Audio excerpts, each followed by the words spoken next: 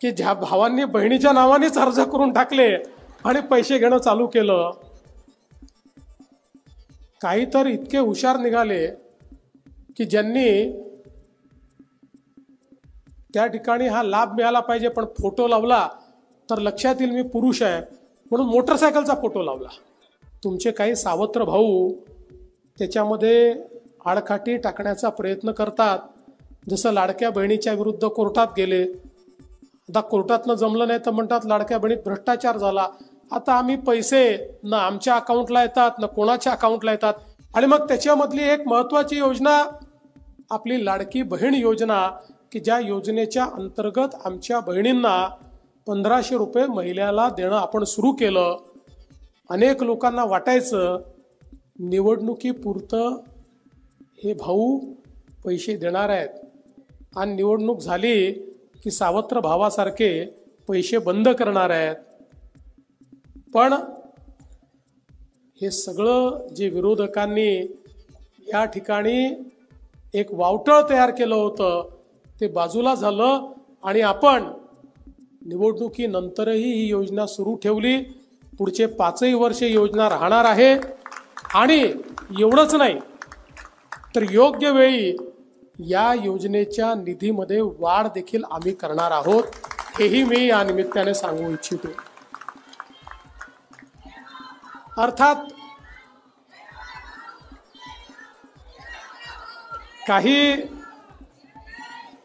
काही लोकांनी थोडा याचा दुरुपयोगही केला।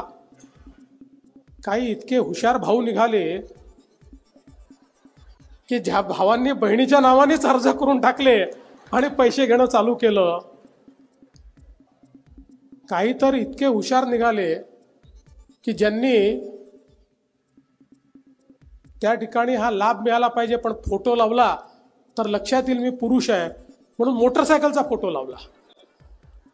पण असे सगळे आपण हुडकून काढले आहेत, त्यांचं आपण पैसे थांबवले आहेत आणि त्यातही अशा याच्यात एखाद्या जेन्युइन बहिणीची चूक झाली असेल तर तिचे पैसे थांबू नये म्हणून कलेक्टरांना अधिकार दिले आहेत की यातल्या प्रत्येकाची पडताळणी करा, त्यातलं जर कोणी जेन्युइन निघालं तर त्याला पुन्हा त्या ठिकाणी पैसे देणं सुरू करा। तुमचे काही सावत्र भाऊ त्याच्यामध्ये आडकाठी टाकण्याचा प्रयत्न करतात। जसं लाडक्या बहिणीच्या विरुद्ध कोर्टात गेले, आता कोर्टातनं जमलं नाही तर म्हणतात लाडक्या बहिणीत भ्रष्टाचार झाला, आता आम्ही पैसे न आमच्या अकाउंटला येतात न कोणाच्या अकाउंटला येतात, पैसे थेट शासनाच्या तिजोरीतनं लाडक्या बहिणीच्या अकाउंटला जातात। त्यामुळे भ्रष्टाचार यांच्या डोक्यात आहे, भ्रष्टाचार योजनेत नाही आहे, भ्रष्टाचार यांच्या डोक्यामध्ये आहे।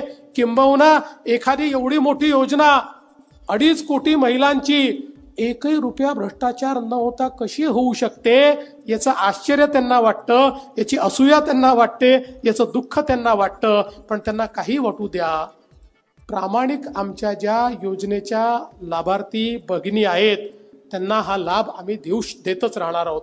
आणि म्हणूनच शेवटी आपण ज्यावेळेस विकासाचं बोलतो, वारशाचं बोलतो, प्रथा परंपरांचं बोलतो, आपल्या सणांचं बोलतो, त्यावेळी महत्त्वाचा फरक आशिषजींनी आपल्याला सांगितला, भाषणात बोलणारे कोण आहेत आणि कृतीत करणारे कोण आहेत याचा फरक आमच्या माता भगिनींना त्या ठिकाणी समजतो। आणि म्हणून कोणी कितीही रोज चुकीचं बोललं, खोटं बोललं, नरेटिव्ह पेरण्याचा प्रयत्न केला तरी बहिणींचे आशीर्वाद हे सख्या भावांच्या पाठीशीच राहतील। आणि सावत्र भाऊ जोपर्यंत सावत्रासारखे वागतात तोपर्यंत बहिणी त्यांना कधीच थारा देणार नाही, हा मला विश्वास आहे।